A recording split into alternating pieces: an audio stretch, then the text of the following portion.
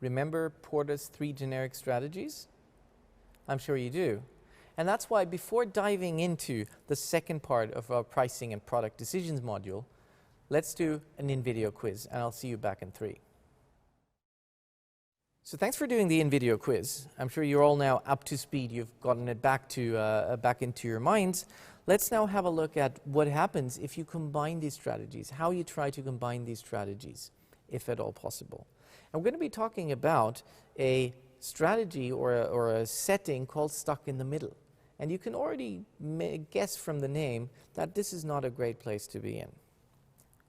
What does it mean? What does it mean to be stuck in the middle? So if you're a firm that fails to develop your strategy in at least one of these 3 directions, differentiation, cost leadership, or focus, then you're in a bad place.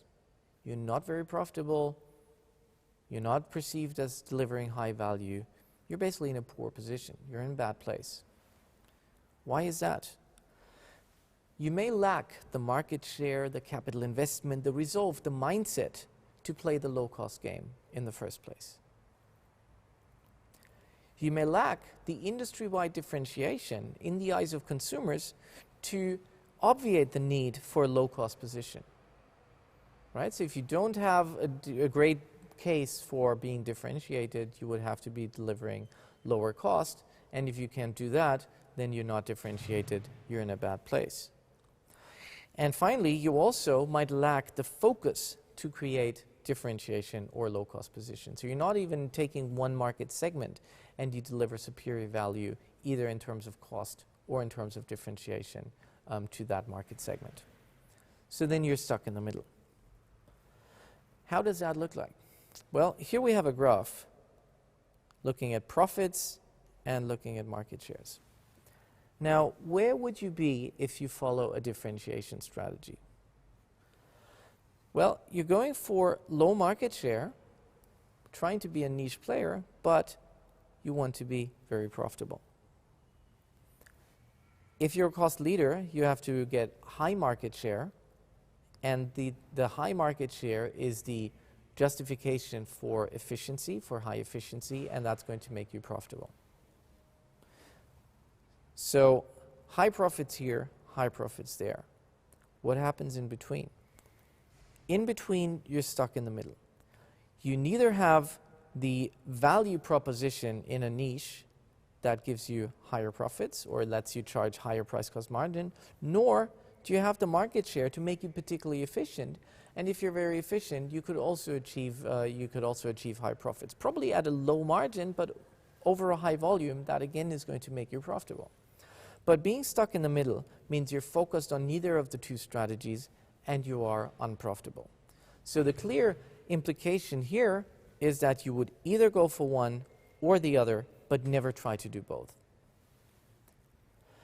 Now, however, sometimes this can be profitable. Sometimes you can combine the 2 and be what you call ambidextrous.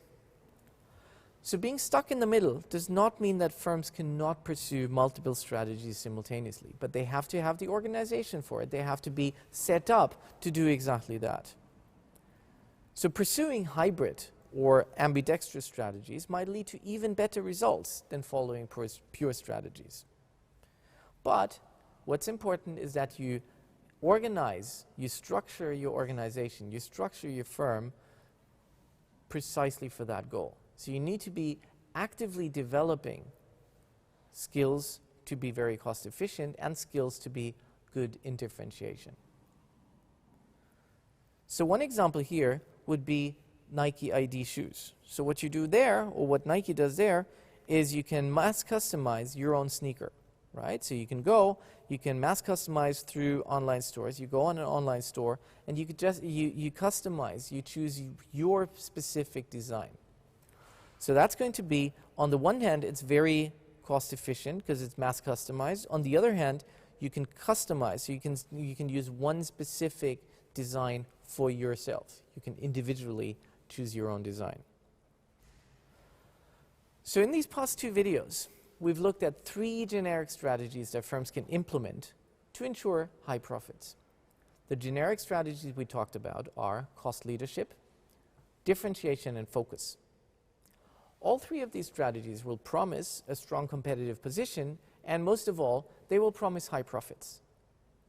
But it's important that companies do not try to implement all of these at the same time without being organized for it, if you wish. So in this case, if they're not organized and if they try to do both at the same time, they get stuck in the middle, and profits are lower, profits are at risk.